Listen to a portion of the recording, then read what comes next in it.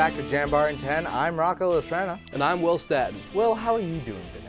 I'm doing pretty good. I'm really happy the weather's warming up. How about you, Rocco? I'm doing pretty good. This semester has been really smooth for me. That's awesome. Yeah. Well, enough about that. Will, why don't you kick things off with the first story? Sounds good. The Youngstown State University will implement a 3% increase to tuition prices starting in the fall of 2026. Due to the Penguin Promise, these increases will only affect new incoming students. YSU President Bill Johnson said that these increases will address inflation. Graduate and online programs will see a 2% increase, and miscellaneous fees will see a 3.2% increase. A budget to operate the new Steubenville campus was also approved. Most of the operating expenses for next year will be covered by a state grant of $2.5 million. State Representative Tom Young recently proposed a bill to strengthen enforcement of the Advance Ohio Higher Education Act, commonly known as Senate Bill 1. Young's proposed House Bill 698 would directly tie state funding to universities within compliance to Senate Bill 1 and its measures. He argues that it would strengthen accountability and transparency in universities. This is a follow-through to SB 1, and it focuses on strengthening accountability and transparency more so than we had in SB 1. And we're trying to align Ohio's public universities together to ensure that more oversight on taxpayers' dollars are used appropriately. Bill 698 is still in committee and has yet to be brought to the State House floor for a vote. With student government elections wrapping up, the ballots are in, with results soon to be announced. A public debate between candidates was recently held in Silvestri Hall. Here's Joshua Robinson with more on the story. Public debate was held at 11 a.m. on March 18th in Silvestri Hall between Student Government Association presidential candidates Justin Tucker and Andrew Svetkovich and vice presidential candidates Shahed Abadi and Mo Riaz. Various topics were discussed at the debate, such as the effects of SB 1, student outreach, academic transparency, and amenity awareness. Tucker started the debate talking about his stance on aiding student organizations and students in struggling majors. We're also really focusing on supporting struggling majors affected primarily by SB 1. At chemistry, for example, my degree is not doing very well, and I know like the music college has a bunch. There's a bunch of different majors across campus that are affected. We want to try to reach out to them, promote their organizations, promote their events. Riaz, Tucker's running mate, continued this sentiment by emphasizing on helping student organizations get necessary funding. We are going to attack the root causes of struggling organizations, the ones who are not getting funded, the ones that have little funding. The debate turned over to Svetkovic and Abadi, and they plan on focusing their presidency to academic transparency if elected. There are a lot of faculty on campus who struggle with trying to put their grade information into Blackboard. A lot of students are not fully understanding of what their grades are, what they're staying in the classes.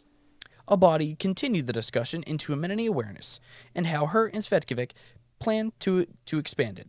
We'd like to find a way to spread awareness about this and allow students to reach out to these services and use all resources that we offer here. Results for the election will be announced by 5 p.m. today. And reporting for the Jambar, I'm Joshua Robinson. For the 12th year in a row, students will showcase their research in the Conference on Liberal Arts, Humanities, and Social Sciences. LastCon is a peer-reviewed competitive conference. It gives students experience with public speaking and looks good on their resumes. The conference is set to take place April 9th through 11th at the Youngstown Historical Center of Industry and Labor. The event is open to YSU students and students from other universities. The second day of the event features a keynote address by Dr. Paul Finkelman, a nationally renowned historian. Cash prizes will be awarded to top undergraduate and graduate projects. Attendance is free for both presenters and spectators. After the break, when we come back, we're going to talk a whole lot about sports, so stay with us.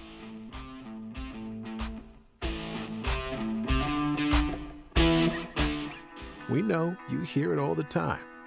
Why Youngstown State University? Why go to a school in the Mahoning Valley of northeastern Ohio, surprisingly beautiful as that may be?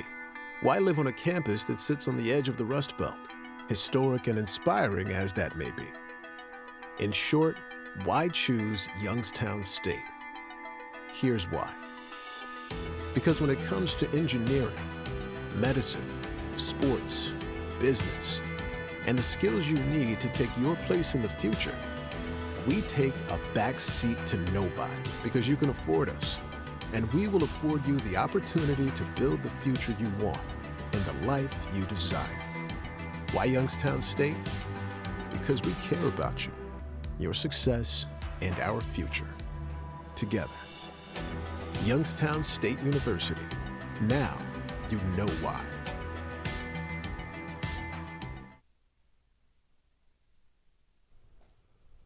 Welcome back. And now on to sports. So Will, why don't you start things off with the women's basketball story? Sure thing, Rocco.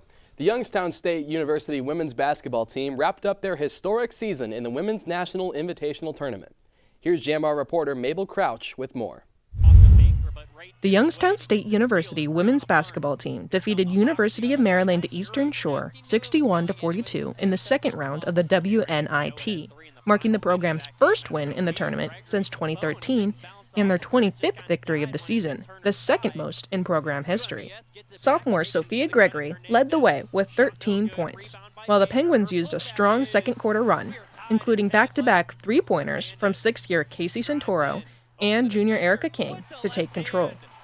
Head coach Melissa Jackson says this postseason run has been all about the experience. Big playing in postseason and what that feels like, and practicing in postseason, and yeah, it's March, whatever date it is, in the 20s. I don't know what day it is, but 24th. Thank you. And we're still playing basketball, right?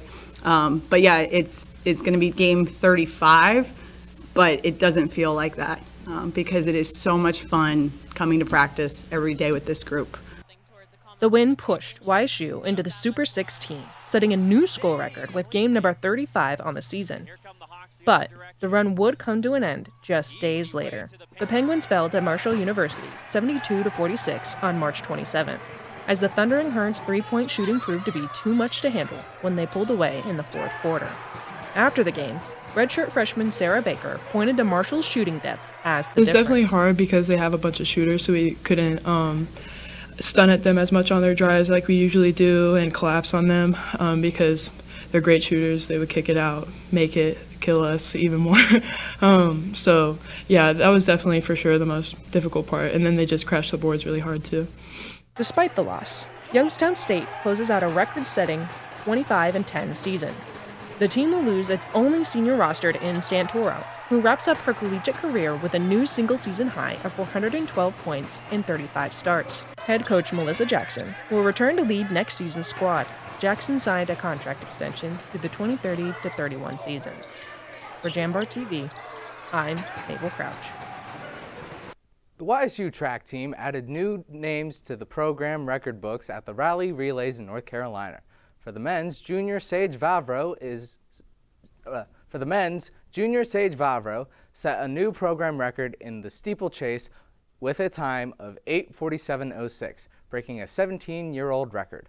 On the women's side, McKinley Fielding ran a personal best time in the 10,000 meters, while Caitlin Eager won the pole vault with a career best height of 4.02 meters. Two triple jumpers leaped their way into program history, with Braden Green taking the third spot in program history and Emmanuel Asabre following behind with the number 6 spot. Connor Shinglington also moved into the top 5 all-time in the 1,500 meter run. Youngstown State University returns to action next weekend for the Dave Labor Invitational in Slippery Rock. The Youngstown State University baseball team faced a grueling road trip last week against Eastern Michigan, Pittsburgh, and Northern Kentucky University. In the first game against EMU on March 24th, senior Teddy Ruffner hit 2 home runs in the 1-run loss to the Eagles 7-8. After, the Penguins traveled to Pennsylvania to face Pitt. The game featured 4 home runs by 4 different players. Even with the runs, the Gwins fell in the shootout, again by 1 run and by a score of 7-8. After 2 consecutive 1-run losses, the Gwins arrived in Highland Heights to face Horizon League rival Northern Kentucky University in a 3-game series. Senior Brady Shannon hit a 2-run home run and a solo home run in the extra innings loss to the Norse in Game 1.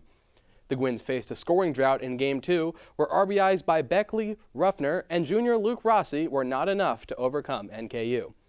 The Penguins fell in the final match against the Norse after an effort by Schumer and Beckley to tie the game, giving YSU their 7th consecutive loss of the season.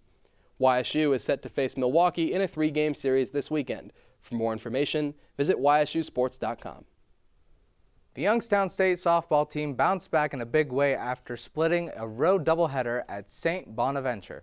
The Penguins dropped game 1 6-5 despite a strong performance from Sayla Moyer, who drove in 4 runs on 2 doubles.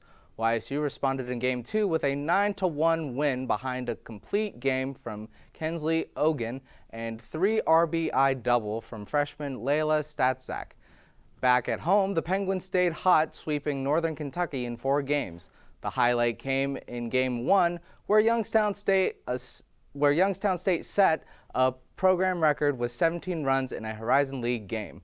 Kennedy Dean led the way with 6 RBIs, while Emma Gilkerson added a grand slam. The Penguins followed that up with wins of 9-5 and 7-5 to complete the sweep. Youngstown State returns to action April 3rd against Robert Morris. That's all we have for you this week for Jambar in 10. Once again, I'm Will Staton. And I'm Rocco Latrana. Thanks so much for watching. Stay safe, Penguins.